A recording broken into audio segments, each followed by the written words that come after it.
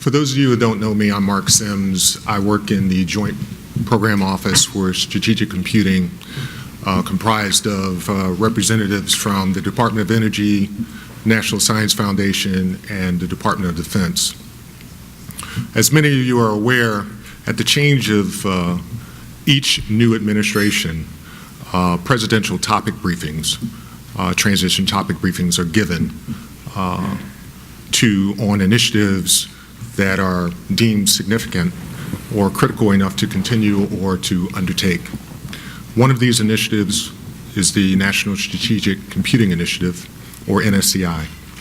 The NSCI is a whole-of-nation, multi-administration effort to incorporate the efforts of government, industry, and the academic community to sustain and/or enhance U.S. leadership in high-performance computing. It is important to note that the NSCI is not a program as such. It is intended to provide the framework for agencies, industry, and academic community to sustain or enhance, to work together. It's a galvanizing function for the industries to work together.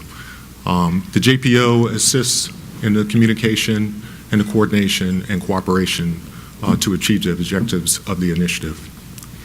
To facilitate this, what the JPO has done over the past year and a half is to spearhead a series of workshops, technical exchanges, and studies, one of which we're going to present here today.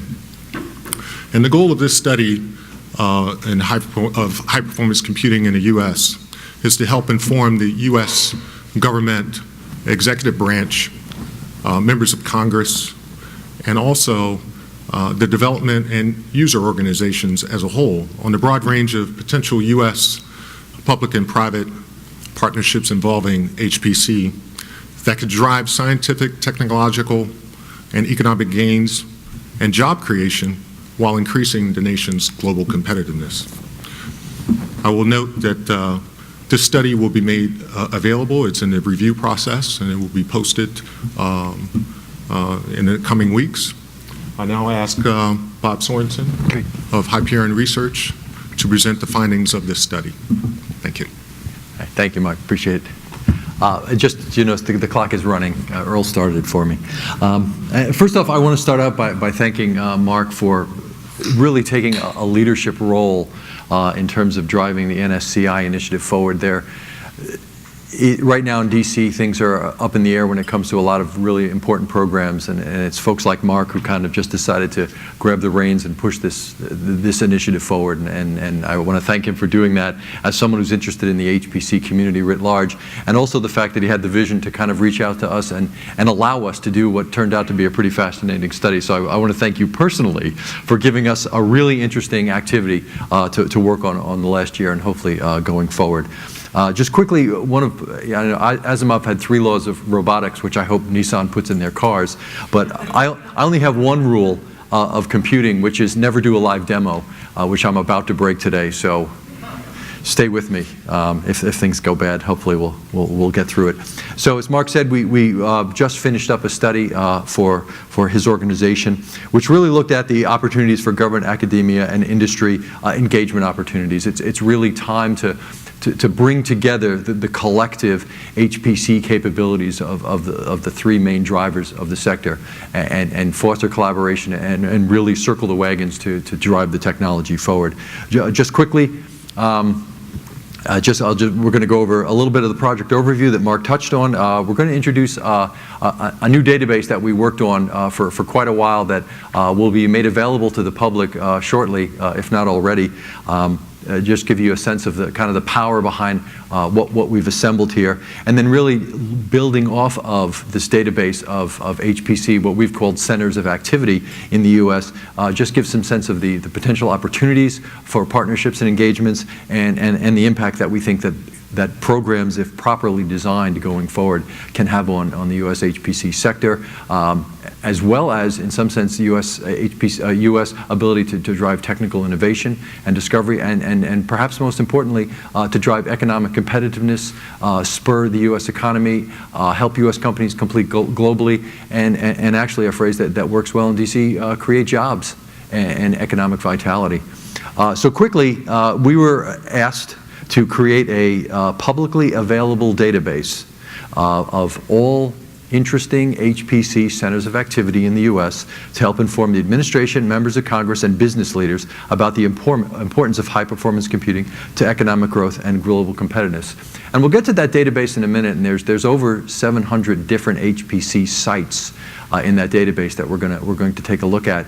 And to me, what's interesting is we didn't just sit down and kind of do a Google search and say, okay, HPC and X, and write them down. Really what Hyperion did was draw on its rather extensive database of folks who have been engaged in the HPC world, who have come to our forums, who have presented at conferences, who have been active in the sector. It's not just basically a collection of folks who may have a passing fancy in HPC. We're not sure. There was a lot of effort that went into scrubbing this database to make sure that the folks that are in there are legitimately interested in actively pursuing HPC. And that was critical, as opposed to just gathering essentially a mailing list of people who have more or less expressed an interest or may have expressed an interest. So to me, the database has a lot of credibility, and we ended up culling an awful lot of places that didn't really reach the threshold as a center of activity in the field. This is the web address. In case you can't memorize that easily, drop me a note, and we're working on an easier one. Hopefully in the next couple of weeks, it'll be available at our Hyperion website in a much more manageable form. I don't really have to talk, I think, too much about the motivation. We are seeing wide-scale, exascale program development around the world to the extent that we probably haven't seen in many, many years since perhaps the early days of the Cold War. But here the interesting trend is not towards the development of HPC for national security applications, but instead for economic competitiveness. And that carries some interesting weights to it, simply because what it means is that if the United States doesn't do something, it's not that it won't get done. It will get done by someone else. Perhaps faster, maybe not as good, but certainly aggressively. And so the time to not be a participant in exascale or HPC writ large development activities and not pay the penalty for that has passed. And the breadth and depth of foreign government programs, around the world to do this, clearly make that the case. Narrowing down a little bit to the study per se, as I said, the centers of activity that we spoke to, if you add up all the economic sectors, basically 55% of U.S. GDP, encompassing $9.8 trillion in value and accounting for 15.2 million jobs, basically have some sense of HPC reliance. It's not that every factory in the world has got an HPC on it, but somewhere in the R&D chain, somewhere perhaps in logistics or modeling and simulation, product design, optimization, there is an HPC underlying some of the gains in that technology. And that's a pretty significant and far-reaching number. And it really shows that HPC has, whether some people like it or not, wormed its way into a rather large portion of our economic base in the U.S. and certainly overseas as well. Now, if you zero down to the HPC relevant base of industrial sectors that we covered in the study, and this really made us feel somewhat good about looking at the results with a certain amount of confidence, we basically ended up looking at about $3.3 trillion worth of year GDP and 8.5 million jobs. So we feel comfortable in saying that we have captured a significant portion of the HPC activity that's out in the commercial sector. And to my mind, that really kind of validates some of the things we're talking about. And this is just basically an overview of kind of the secondary of impact, and it really talks about the sectors that HPC reach into, their estimated value and their jobs and their impact on GDP. As I said, this is the economy writ large. This is not what took place in the study, but as you can see, it is a relatively far-reaching and economically important input into many sectors. Let's go now. We're going to go to the maps, and as I said, the bottom line here is what you're seeing is a compilation of 589 different industry users and 168 different kinds of providers. So here we go. We're going to break my first law. This is basically the database as it appears when you show up on it, and the pinpoints are as we said, the HPC centers of activities. The green bullets are clumped under what we call providers, academia, and government, and the blues are basically users and industry players. And what this really does is it allows you to search on a number of different ideas, different places. And for example, let's just, since we're here, let's see what's going on. We're in Wisconsin, right? Yeah. So let's see what's going on in Wisconsin. You just basically zoom into Wisconsin, and this will give you some of the places that we identified in the study. And what you can do is you can basically hover over it, and there we have CalX, Rockwell Automation, actually completely at random. This basically just gives you a little background on the company. It gives you name and address. And if you click on the site, that'll take you actually to the website of the particular company of interest you're looking for, give you contact information and such.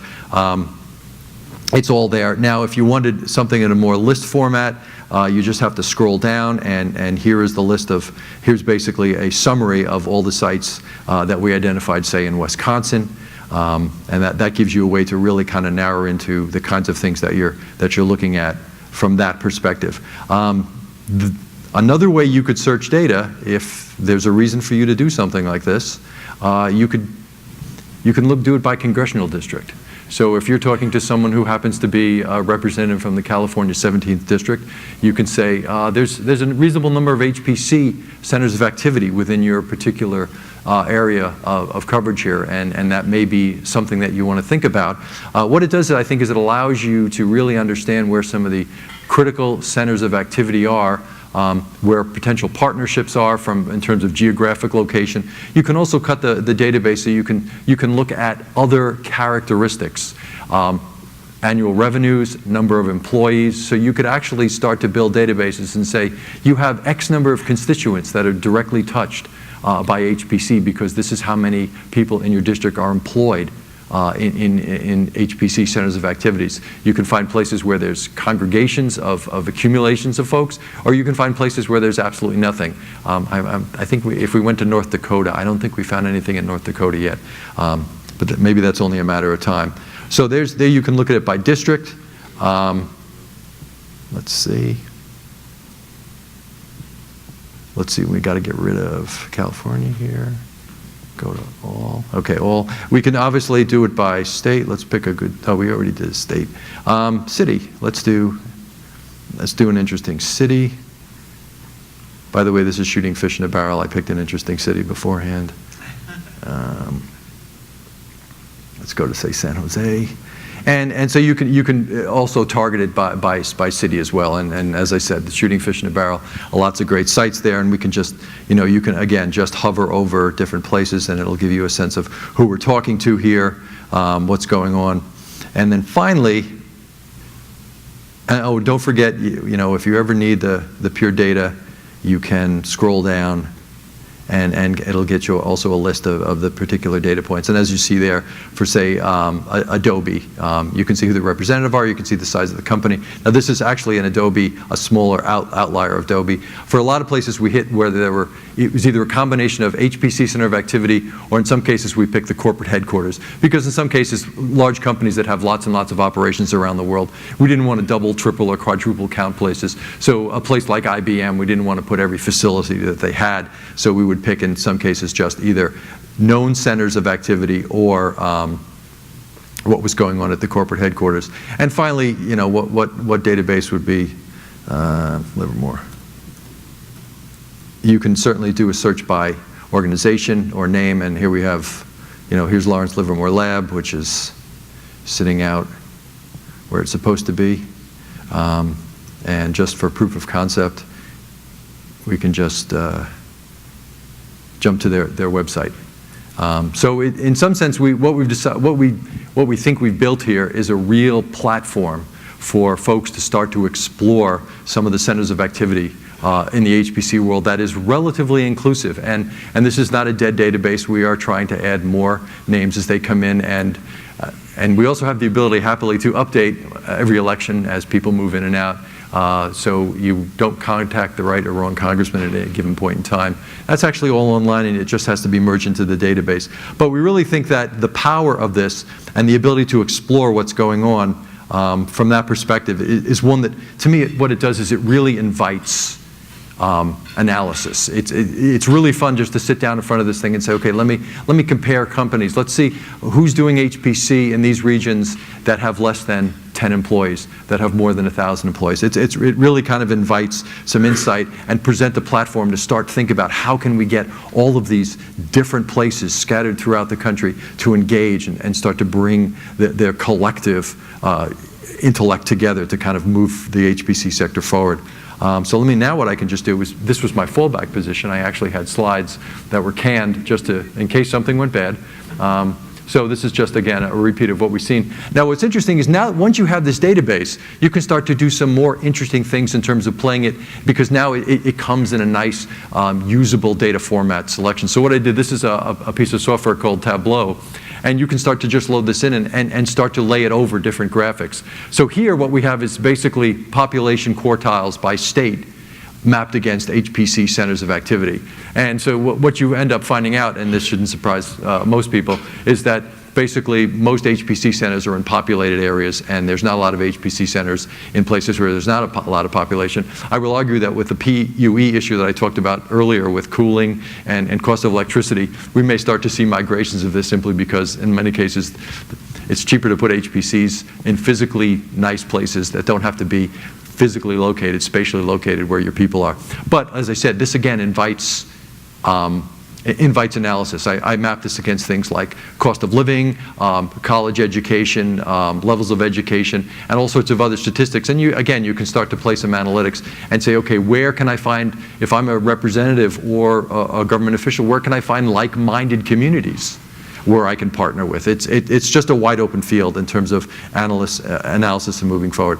Well, certainly what this all means is we're trying to encourage and establish a platform for partnerships. So really what we wanted to do was just present some data in this study that talked about, from the industrial perspective, what are some of the places that companies are they amenable to partnerships? If we want to reach out to folks that are either using HPCs and want to get more involved, or perhaps more importantly, aren't involved in HPCs today but are potential opportunities for HPC usage, what's the general tone, what's the general tenor out there? So we went out and talked to a number of sites and basically said, oh, how important is HPC to you, and what do you think could happen? And when we talked to the HPC sites that had them, everyone is oversubscribed. There's always the need for more compute capability. There's a clear belief that the more compute capability they have, the more revenue, the more innovation, and the more jobs that you can come up with. And they view that as a really, that's a truism. It's not generally debatable within the folks we surveyed. And I think what it means is that there is a willingness out there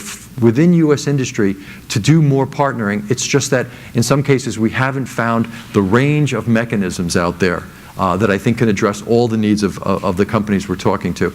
And all we did was we asked a number of folks for ideas. What were some of the things that you think that you would benefit most from partnerships? And we ended up, and we didn't bound the suggestions. We didn't say, what do you need more in architecture? What do you need more in software? We just said, what would be your wish list for partnering? And we ended up getting, I think it was 127 individual suggestions when you kind of clustered them all out. And here these are some of the examples. And basically it's the idea that there are lots and lots of points where targeted partnerships to meet certain needs across different sectors, because many of these aren't common to a single industry. Some of them are, but when you talk about things like security, looking at perhaps artificial intelligence to help foster a stronger cybersecurity infrastructure in the commercial sector. That's something that the commercial sector says, the government would be good at that, and we would really like to partner in that, and we would like to benefit. We would certainly benefit from something like that. So this is really just a smattering of some of the examples we got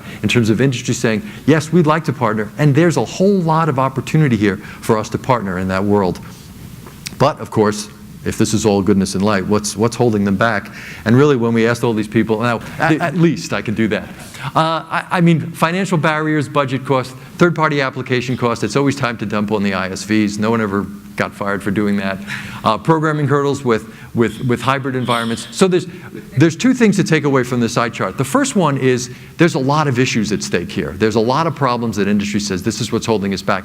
The second one is on the ratings from 1 to 10, 7 to basically 5, there's a lot of problems, and not all of they're all viewed as being somewhat problematic.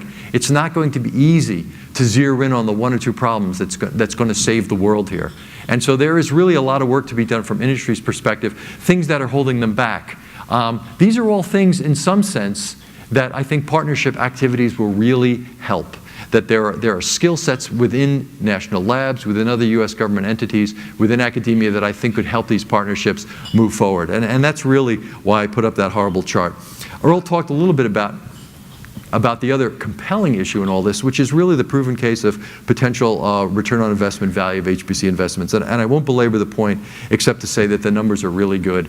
And we're continually surprised by not only how high the numbers are, but generally how consistent they are across sectors. It's not as if, now Earl gave some oil and gas numbers and some financial numbers. Those are certainly unimaginably impressive outliers. But in general, across the entire industrial base, there's always opportunity. I just saw an article a couple days ago, and it's something that everyone in this room can relate to, when they say, yeah, we're going to deliver your new couch next week. We'll be there between 9 and 3. And you go, okay, great, I'll be taking the day off. And the new trend now is to do basically large-scale logistic simulations, so they can say, okay, we're going to be there between 9:03 and 9:04, and send that to you the next night. So there's lots and lots of opportunities here, I think, for HPC across a wide space. And putting this all ultimately into global context, because that's really what we're trying to do here, we can't stress enough the importance of leadership class HPCs, the fact that you can't take a back seat to where the world is going right now. And functionally, any leading edge supercomputer development community, and here we're talking about the mix of government and HPC suppliers, you have to be involved in the exploration and development of new systems. You can't wait for the other guys to do it, because if you do, you fall behind, and you fall hopelessly behind. So the idea of not having a robust capability to at least participate in the development of new exascale or other high-performance computing options, it means you will get left behind. And that's something I think is critical to remember. The other one is from the user perspective. You can't sit still for very long, because again, you fall behind the state of the art. You don't have a seat at the table when it comes to designing new systems, and ultimately it's hard to bring people up to speed. You have to participate. So this is not something where you can wait or choose to miss a generation or two, or say, we'll push it off for a couple of years because the budget doesn't allow it. This is a continual race to stay at the leading edge and really to optimize the economic and scientific value of what you do. I think that's something that we really need to keep track of. So really what we're just saying is, spread the word. It's critical to the future competitiveness of any nation. Because for the purposes of this study, there was certainly a domestic slant to it, but you can't ignore the fact that the rest of the world has kind of caught on to this, and it's something that we all really need to think about. There's many more companies, not only in the US, but around the world, that can benefit from this. And if you have an aggressive overseas development, that can alter the state of play in global competitiveness, something that policymakers everywhere need to be aware of and are becoming increasingly sensitive to. Public-private partnerships, we think, can be a really excellent way going forward. And ultimately, every national government needs to understand how it fits in. Yes, Steve, I've got 11 seconds to go. So I'm just going to stand here for the next 7 seconds and bask in the glow. So functionally, that's ultimately what we have to say. As I said, this was a really great study, and as I said, I applaud Mark for having the vision to make it step to the fore. We really want to make this database something big and something interesting, and ultimately, we want to make it global. We would love to have the time and the commitment to say, okay, let's see how we can do this, not only for US, but take what we've learned in this process, how to basically vet and understand and deal with HPC centers of activity and what they're up to, and expand that to a global presence. So with that, I will stop, and I guess we'll go for some questions there.